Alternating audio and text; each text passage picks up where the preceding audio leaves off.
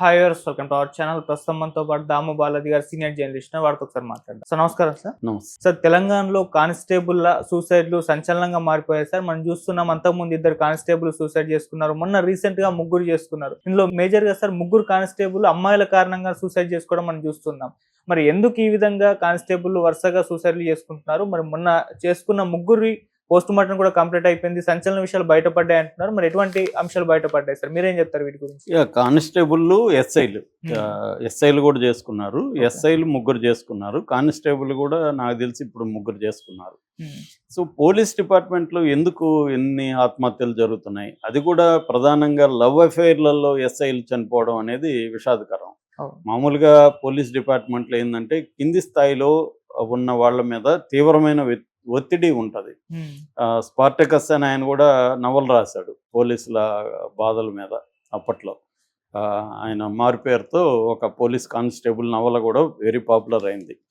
అట్లాగే పతంజలి కూడా వాళ్ళ మీద ఒక నవల రాశాడు, కేఎన్వై పతంజలి. ఎందుకంటే కింది స్థాయిలు ముఖ్యంగా కానిస్టేబుల్ల మీద తీవ్రమైన ప్రెజర్ ఉంటుంది. ఈ మధ్య కూడా ఇక్కడ ఏఆర్ కానిస్టేబుల్ వాళ్ళ భార్యలు, వాళ్ళ ఫ్యామిలీ అంతా ధర్నాలు అవన్నీ కూడా చేశారు. వాళ్ళ మీద తీవ్రమైన ప్రెజర్ ఉంటుంది. చాలామంది పోలీసులు ఏంటంటే వాళ్ళ పిల్లల్ని, వాళ్ళని తండ్రుల్ని గుర్తుపట్టని పరిస్థితి ఉంటుంది. ఎందుకంటే వాళ్ళు నిద్రపోయే లేచే లోపల వీళ్ళు వెళ్ళిపోతారు, నిద్రపోయినాక మాత్రమే ఇంటికి వస్తారు, ఒక్కోసారి 2-3 రోజులు రారు. అలాంటి ఒక పరిస్థితి ఉంటుంది అన్నమాట. సో ఆ ప్రెజర్ వల్ల పై అధికారుల రెండోది ఏంటంటే అన్ని డిపార్ట్మెంట్లు డెమోక్రట్ అయినా పోలీస్ డిపార్ట్మెంట్ ఇంకా డెమోక్రట్ అవ్వలేదు. ఇప్పటికి కూడా బ్రిటిష్ కాలంలో ఉండే చాలామంది నేను చూస్తాను, వాళ్ళు ఎవరైనా పై ఆఫీసర్ ఫోన్ చేస్తే కూర్చొని మాట్లాడచ్చు కదా, ఇక్కడ అతనేమి ఉండడు కదా. ఇక్కడ ఫోన్ చేస్తే కూడా లేసి దొరగారు సార్ దొరగారు అయ్యా అని ఇలా ఉంటుంది వాళ్ళ లాంగ్వేజ్ కూడా. అంటే అది ఇంకా డెమోక్రటైజ్ కాల. సో అందువల్ల ఆ ప్రెజర్ వల్ల చాలామంది ఆత్మహత్యలు జరుగుతాయి. అయితే ఇటీవల తెలంగాణలో అమ్మాయిల వల్ల ఆత్మహత్యలు జరుగుతున్నాయి. ముఖ్యంగా నా దృష్టికి వచ్చిన 2 ఎస్ఐలు అమ్మాయిల వల్ల చనిపోయారు. ఒక ఫస్ట్ వాజేడు ఎస్ఐ, ములుగు జిల్లాలో వాజేడు పోలీస్ స్టేషన్లో రుద్రారపు హరీష్ అనే ఒక ఎస్ఐ, ఆయనకు 31 ఏళ్ళు. ఆయన వెళ్ళి ఒక దగ్గర ఏటూరు నాగారం రిసార్ట్లో ఆయన గన్తో కాల్చుకొని చనిపోయారు. సర్వీస్ రివాల్వర్తో కాల్చుకున్నాడు. సో అప్పట్లో అది పెద్ద ఇదైంది, సెన్సేషన్ అయింది. ఎప్పుడో కాదు, ఈ మంత్ డిసెంబర్ 2నే ఫస్ట్ ఏమో మావోయిస్టుల ఎవరో గొత్తికోయల్ని చంపేశారు 2ని. దానివల్ల ఈయనకి ప్రెజర్ వచ్చింది, ఈయన ఏరియాలో జరగడం వల్ల అనేది అన్నారు. కానీ తర్వాత తెలిసింది ఏంటంటే ఈయన ఆత్మహత్య చేసుకున్నప్పుడు ఆ డెడ్ బాడీ పట్టుకొని ఒక అమ్మాయి ఏడుస్తున్న సీసీటీవీ ఫుటేజ్ దొరికింది పోలీసులకి. దాన్ని బట్టి బానోత్ అనసూయ అనే అమ్మాయిని అరెస్ట్ కూడా చేశారు, జైలుకి కూడా పంపించారు. అంటే ఆ అమ్మాయి తనకి ఎక్కడ సోషల్ మీడియాలో పరిచయం అయ్యి పెళ్లి చేసుకోమని ప్రెజర్ చేస్తుంది, బ్లాక్మెయిల్ చేస్తుంది. దాన్ని ఆ ప్రెజర్ తట్టుకోలేక ఈయన ఆత్మహత్య చేసుకున్నాడు అనేది వార్త. రెండవ ఇది వచ్చి ఎస్ఐ శ్రీరాములు, భద్రాద్రి జిల్లాలో అశ్వరావుపేటలో ఈయన పనిచేస్తాడు పోలీస్ స్టేషన్లో. ఆయన చనిపోయాడు. అయితే ఆయన మాత్రం సెల్ఫీ తీసుకొని వీడియో పెట్టి చనిపోయాడు. ఆయన చనిపోవడం మాత్రం ప్రెజరే కారణం. అదే దగ్గర ఒక 100 రోజుల దీంట్లో ఇంకొక 2 కానిస్టేబుల్ కూడా పై అధికారుల ప్రెజర్తో చనిపోయారు. ఇప్పుడు 3వ సంఘటన ఆల్రెడీ నేను దీని మీద చెప్పాను, కొత్త డీటెయిల్స్ వచ్చాయి కాబట్టి దీన్ని అప్డేట్ చేస్తున్నాను. ఇదేంటంటే కామారెడ్డి జిల్లాలో అడ్లూరు ఎల్లారెడ్డి పెద్ద చెరువు అంటారు. ఆ చెరువులో 25న ఈవినింగ్ 3 ఆత్మహత్య చేసుకున్నారు. సో ఆ 3 ఎవరు అంటే ఎస్ఐ సాయి కుమార్, తర్వాత ఈయన వచ్చి బిక్కనూరు పోలీస్ స్టేషన్ ఎస్ఐ, తర్వాత బీబీపేటలో పోలీస్ స్టేషన్లో పనిచేసే కానిస్టేబుల్, మహిళా కానిస్టేబుల్ శృతి, అక్కడే పనిచేసే కంప్యూటర్ ఆపరేటర్, అతను వచ్చి అదే ఊర్లో కోఆపరేటివ్ సొసైటీ దీంట్లో కంప్యూటర్ ఆపరేటర్ పనిచేస్తాడు, అతను నిఖిల్. వీళ్ళ 3 ఆత్మహత్యలు. ఫస్ట్ కానిస్టేబుల్ అమ్మాయి ఫోను స్విచ్ ఆఫ్ అంటే రింగ్ అవుతున్నా తీయట్లేదు, ఏమైందో తెలియట్లేదని వాళ్ళ ఇంట్లో వాళ్ళు పోలీస్ స్టేషన్కి వచ్చి కంప్లైంట్ ఇచ్చారు. లేదు ఇక్కడ డ్యూటీ చేసుకొని వెళ్ళిపోయిందని వీళ్ళు చెప్పారు. అట్లాగే ఎస్ఐ ఫ్యామిలీ కూడా కంప్లైంట్ ఇస్తే పోలీసులు రంగంలో దిగారు. చివరికి ఆ ఫోను ట్రాక్ చేస్తే అది చెరువు దగ్గర ఉంది. చెరువు దగ్గరికి వెళ్తే ఎస్ఐ కారు, 3 జతల చెప్పులు, ఈఎంఐ ఫోను అవన్నీ అక్కడ ఉన్నాయి. దాంతో వాళ్ళు చెరువులో నైట్ ఇదంతా కూడా ఈవినింగ్ అయిపోయింది అప్పటికి.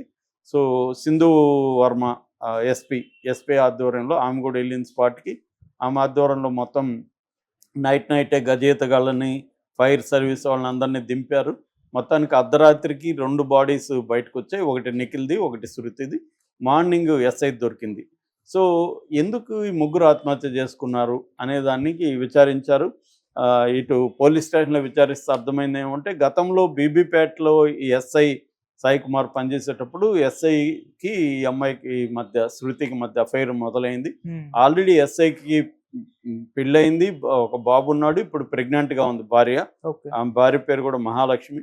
సో పెళ్ళైనా కూడా ఆయన అఫైర్ ఉంది. అయితే ఈ లోపల ఆయన ట్రాన్స్ఫర్ అయింది బిక్కనూరుకి వెళ్ళిపోయాడు. అయితే ఈ operator Nikhil, computer operator Nikhil ఏంటంటే, అతను ఆపరేటర్ కాకుండా హార్డ్వేర్ రిపేర్ కూడా చేస్తుంటాడు. అలాగే పోలీస్ స్టేషన్కి కూడా అప్పుడప్పుడు కంప్యూటర్ల మెయింటెనెన్స్ రిపేర్ చూసుకున్నాడు. ఆ క్రమంలో శృతికి అతను పరిచయం అవ్వడం, వాళ్ళిద్దరి మధ్య లవ్ స్టార్ట్ అయింది. సో కానీ ఎస్ఐ ఏమో నువ్వు నాతోనే ఉండాలా, వేరే వాళ్ళతో ఉండకూడదని అతని ఫోన్లలో ఈ అమ్మాయిని ఇచ్చేస్తున్నాడు. అలాగే ఒక ట్రయాంగిల్ లవ్ స్టోరీగా ఇది మారిపోయింది. మారిపోయినాక వీళ్ళ ఫోన్లు, చాటింగ్లు అన్నీ చూస్తే ఆ రోజు మార్నింగ్ నుంచి ముగ్గురు కూడా విపరీతంగా కాల్స్ ఒకరికొకరు చేసుకుంటున్నట్టుగా పోలీసులు గుర్తించారు. అట్లాగే నిఖిల్ అండ్ శృతి వీళ్ళిద్దరి చాట్ చూస్తే కూడా వాళ్ళు గతంలో కూడా, అంటే 2-3 రోజుల ముందు కూడా, నేను చనిపోతానని ఆ అమ్మాయి అంటే, నేను చనిపోతానని ఆ అబ్బాయి అంటే, లేదు ఇద్దరు కలిసి చనిపోదాము అని కూడా వాళ్ళు అనుకున్నారు. అంటే ఈ ప్రెజర్ ఏదో విపరీతంగా ఉంది. ఎస్ఐ నుంచి ప్రెజర్ ఉంది. వీళ్ళిద్దరికేమో, ఈ అమ్మాయికేమో ఎస్ఐ కంటే కూడా ఇప్పుడు ఇతను కావాలి. ఆల్రెడీ ఈ అమ్మాయి ఒక విడాకులు తీసుకునింది. సో ఇప్పుడు ఈ అమ్మాయి ఇతన్ని పెళ్లి చేసుకుందాం అనుకుంటుంది. కానీ ఎస్ఐ వదిలిపెట్టే పరిస్థితి కనిపించలేదు. సో ఎస్ఐకి ఆ అమ్మాయి కావాలి, ఆ అమ్మాయికేమో ఇతను కావాలి, నిఖిల్కి ఆ అమ్మాయి కావాలి.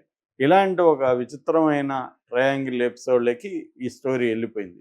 దాంతో వాళ్ళు మొత్తానికి ముగ్గురు కలిసి ఆత్మహత్య చేసుకోవాలని ముందే డిసైడ్ అయ్యారా, లేదు మాట్లాడుకుందాం దీన్ని పరిష్కరించుకుందామని చెరువు దగ్గర ప్లాన్ చేసుకున్నారో తెలియదు. మొత్తానికి ఎస్ఐ ఏమో కారులో బయలుదేరాడు, నిఖిల్ ఏమో బైక్లో బయలుదేరాడు, శృతి ఏమో బస్సులో బయలుదేరి ఒక డాబా దగ్గర, నేషనల్ హైవే 44లో డాబా దగ్గర కలిసారు ముగ్గురు. అక్కడి నుంచి బైక్ అక్కడ పెట్టేసి ముగ్గురు కూడా కారులో ఈ చెరువు దగ్గరికి చేరుకున్నారు. అయితే అక్కడ ఏం జరిగింది అనే దానికి ఇప్పటికి కూడా పోలీసులకి కరెక్ట్గా ఇది లేదు. ఎందుకంటే అక్కడ ఏం జరిగిందో వాళ్ళ ముగ్గురికే తెలుస్తుంది. కానీ పోలీసులు గెస్ వర్క్ ఏం చేస్తున్నారంటే, శృతి ముందుగా ఆత్మహత్య చేసుకోవడానికి చెరువులో దూకిన తర్వాత కాపాడడానికి నిఖిల్ దూకాడు, నిఖిల్ మునిగిపోయాడు. అప్పటికి శృతి అరుస్తుంది నన్ను కాపాడనని. అప్పుడు ఎస్ఐ దూకాడు. వీళ్ళు ముగ్గురికి ఈత రాదు కాబట్టి ముగ్గురు చనిపోయి ఉంటారు అనేది, అంటే ముగ్గురు కలిసి ముందుగా ప్లాన్ చేసుకొని ఆత్మహత్య కాకుండా శృతి ముందుగా ఆత్మహత్య చేసుకోవడానికి చెరువులో దూకేసింది. వాళ్ళ ముగ్గురు మధ్య గొడవ జరిగి ఆవేశంలో ఆమె దూకేస్తే, నిఖిల్ ఆమెను కాపాడడానికి వెళ్తే నిఖిల్ చనిపోయాడు. ఇతను కూడా తర్వాత కాపాడడానికి వెళ్ళి ఎస్ఐ కూడా చనిపోయాడు అనేది ఇప్పటి వరకు ఉన్న పోలీసుల ఇన్వెస్టిగేషన్లో. అంటే పోస్ట్ మార్టంలో గాయాలు ఏమి లేవు, వాళ్ళు నీళ్లు మింగేసి చనిపోయారు తప్ప ఈత రాకుండా. అంటే గొడవ కానీ, కొట్టుకోవడం కానీ, ఫోర్స్గా ఇది కానీ లేవు. అంటే ఏమన్నా చెరువులోకి ఎవరో ఒకరు తోసేసి ఆవేశంగా ఇంకొకరు వెళ్ళారా, అసలు చెరువు దగ్గరికి ఎందుకు వెళ్ళారు, ఇట్లాంటి డౌట్లు అయితే ఉన్నాయి. ఎందుకంటే వీళ్ళు మాట్లాడుకోవడానికి అక్కడికి వెళ్ళారా, లేకపోతే ముందుగానే వీళ్ళిద్దరి మధ్య అయితే మనం ఆత్మహత్యలు చేసుకుందామని శృతి, నిఖిల్ అయితే అనుకుంటున్నారు.